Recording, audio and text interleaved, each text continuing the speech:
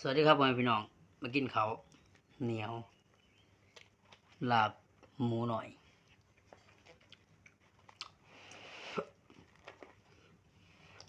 มา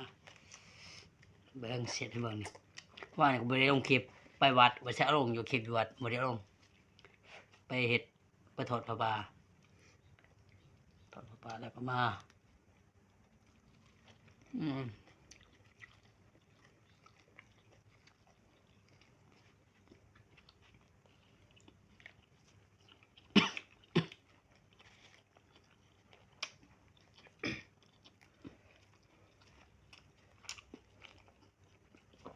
กินเพื่ออยู่บ่ได้อยู่เพื่อกิน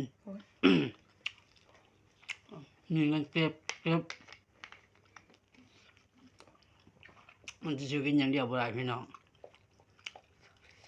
นี่แจวกินแจวนี่มาคงกินมาคงสมัยกูเหมือนน่ะเฮ็ดทุกข์ได้กินสนุกมันเก็บไว้เอาไปทนมาแบ่งเขาวัดแดงทำบุญนำเก็บนำ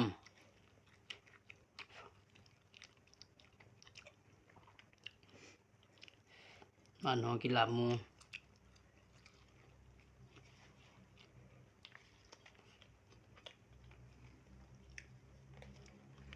ปลูกเอง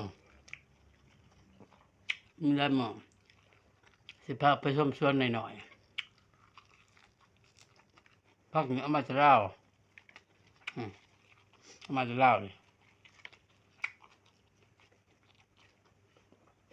เอามาจะไม่ใช่ตายหมดเลยนะ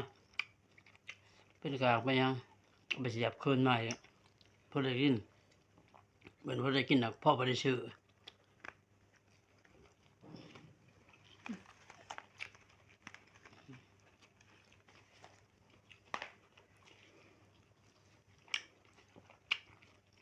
พ่อไปซื้อหมู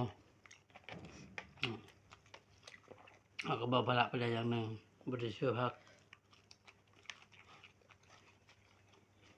คือพุ่งยังบักนั้นอีก2 แคนนี่จังบริสุทธิ์ได้รุดมะเขือเนื้อยาวๆเป็นลายนะพัดสะไข่บอกครับดิ